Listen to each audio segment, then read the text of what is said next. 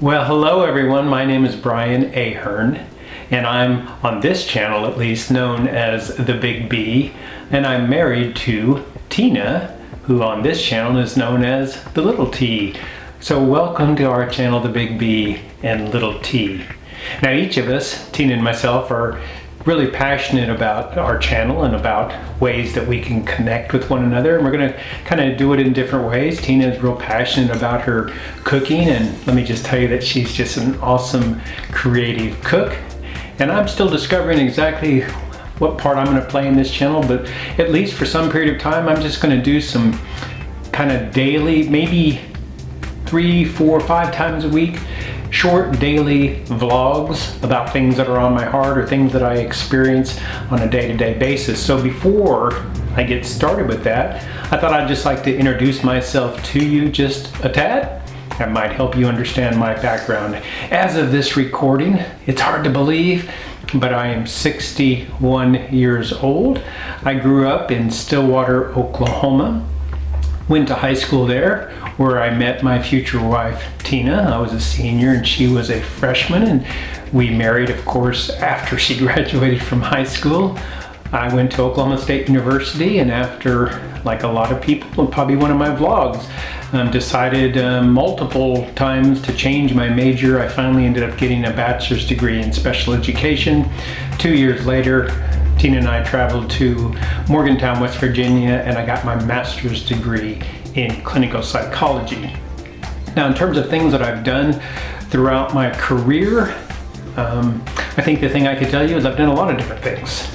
And most of those, until the most recent career, I have usually worked 3 or 4 years, changed to a different job or a different career, oftentimes even coming back. So as an example, I have taught special education and other like GED courses and those kind of things for close to 10 years, but not consecutively. So I might teach for 2 or 3 years and then come back and do it at a different grade level or a different disability. That's kind of my heart, is to do things, make changes. I like change, I like new challenges and those kind of things. So I've been a special education teacher at elementary school. I've done it at the high school level. I've worked with adults as well. I also was a coordinator of student tutoring services at Oklahoma State University for all the student athletes. I also worked with my brother-in-law in his consulting firm, so I was a management consultant.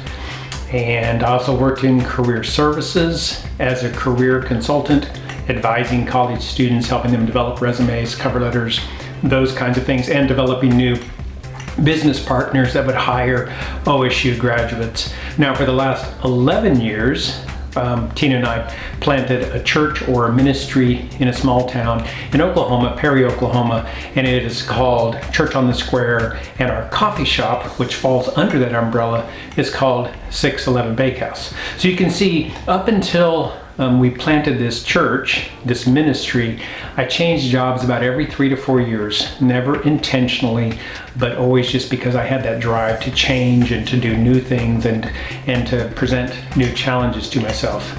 I've been married to Tina as of this video for over 38 years, and we have 3 great adult children: Zach, who lives in Brooklyn, Kylie, who lives in Flagstaff, and our youngest, Bree, who lives in Houston. So that gives you a little bit of background about me. We would love for you to watch our videos. We would love for you to click that like button if you like them and you want us to do more, or subscribe to our channel, or just leave us a comment.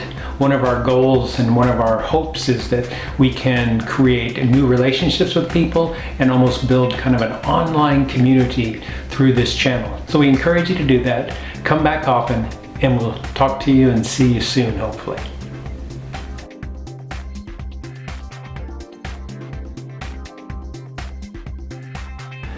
Hi everyone, welcome back to our channel. Today I'm going to talk to you just a little bit about my daily schedule. One of the questions that we have oftentimes from people is, what does your daily schedule look like when you're operating a coffee shop, when you're doing ministry work, whatever it may be? Now, I realize that for everybody it's going to be different. We operate a coffee shop Tuesday through Friday, and then from 7 a.m. to 2 p.m., and then Saturday mornings from 8:30 to 10:30. And then we have our church services on Sunday morning, and then Monday is technically our day off. But it's not really a day off because we're prepping and we're receiving food orders and those kinds of things, but we don't have customers on that particular day.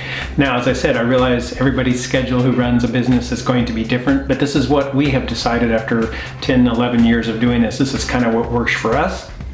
It's also what works for our employees. It's also what works for our community as a whole. It took us several years to kind of find this routine. But now that we've been doing it for a while, we think it really works well for us, and it works well, hopefully, for our employees and the community as well. So my daily schedule, and I would say probably Tina's is pretty close to that as well. I'm going to tell you what it's like for Tuesday through Friday, and then I'll kind of just walk you through the weekend. And again, I hope it kind of helps you just to kind of better understand what it's like to on a day-to-day basis in our lives.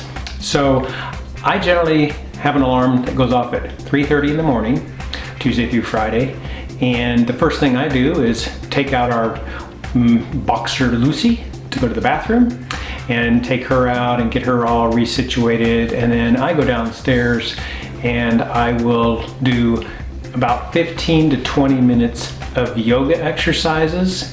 I also generally will do, on those 4 days of the week, 100 kind of, I guess I would call them bicycle crunches, ab workouts. I do 75 push-ups a day. Most of those now are done on my knees. I would say several years ago I would have never admitted that, but I'm going to admit that to you now.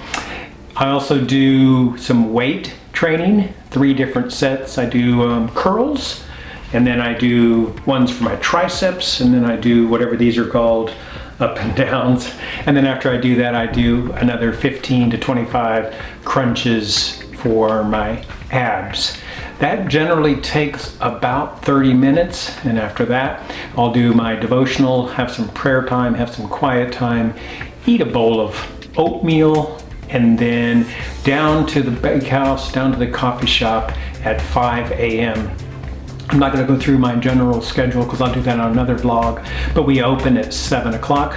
We continue to work until 2, and then we'll have lunch together, and generally back to the apartment around 3 o'clock, take our dog Lucy back out, and then we come home, get off our feet because we've been on our feet all day. Sometimes we'll take a short nap. Sometimes we just get on the bed and just relax our feet and just kind of relax for just a little while, read, look at our phones, just not very smart things, I guess, just whatever.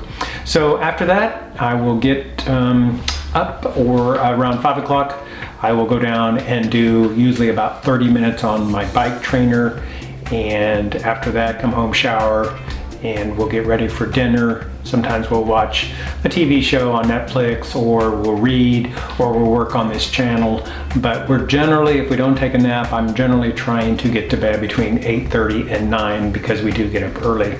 Saturday is a little bit different, of course. We can sleep in a little bit because we don't open till 8:30, so I follow the same routine, but I'll get up at about 5 o'clock, down there at 6:30, home usually around 2, and then we have, again, kind of repeating that same pattern. Sunday morning is probably, pretty laid back. Get up around 6 and do my morning workout exercises, and then we head to Walmart to pick up our food order, and then come back, and usually to kind of doing my food orders in terms of my food vendors.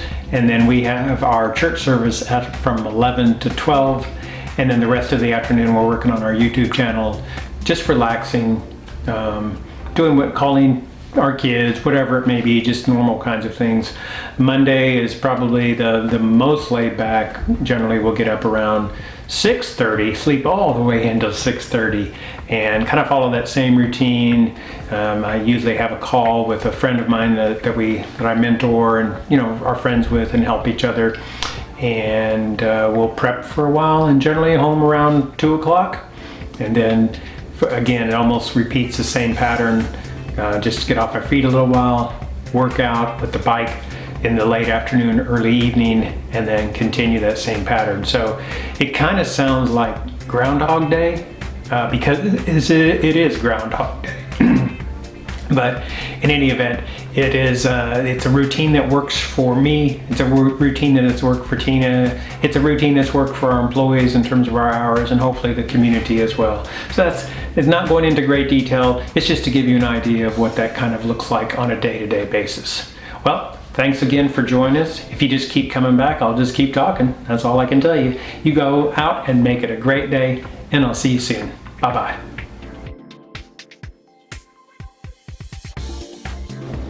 Hi everyone, it's Brian again, and I'm just getting ready to do my 30 minutes of bike training exercise, and I thought, why not share with you just some of the basic exercises I do 5 to 6 times a week, as well as just my general philosophy about exercise and maybe what exercise looks like definitely for me now that I'm into my 60s and not my 20s, my 30s, my 40s, or even my 50s anymore.